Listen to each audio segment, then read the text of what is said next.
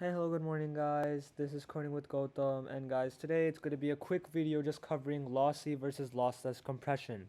So, first of all, before we dive in, let's understand what is compression in the first place. Compression is when we take a message or data and then we reduce the file size so it can be sent to other routers and then to other destinations, or we compress it to be stored.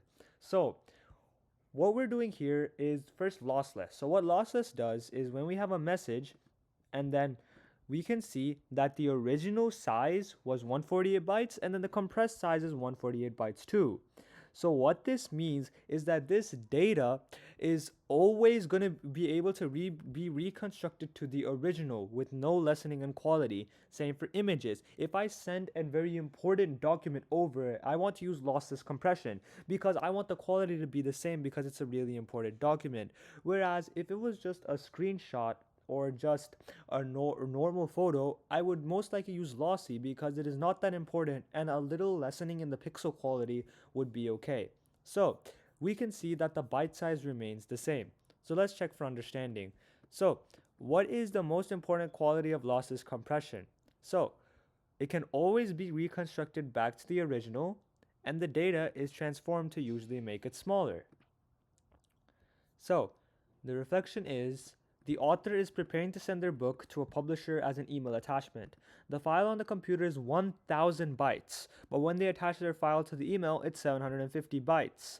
The author gets very upset and they're concerned about part of their book has been deleted by the email provider. So, what would we say?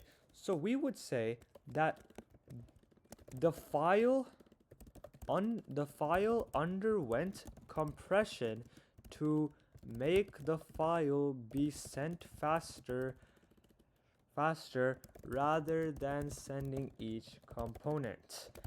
The provider most likely used lossless compression. After being sent, the packets can be reconstructed into the full book.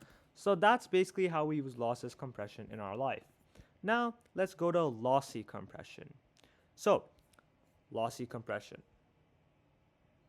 So when we click run, we can see that this is how lossy compression works. So if that's what I was saying about the image. So if I have an image and it's not that important, for example, this normal image, and I want it to be stored, then what most like apps do is that they just reduce the quality to something like this or something like this so that we can reduce it. The original was 201,000 bytes, but now it's 51,000 bytes. That's almost a 25% reduction, and we can still see that the image has of considerably good quality.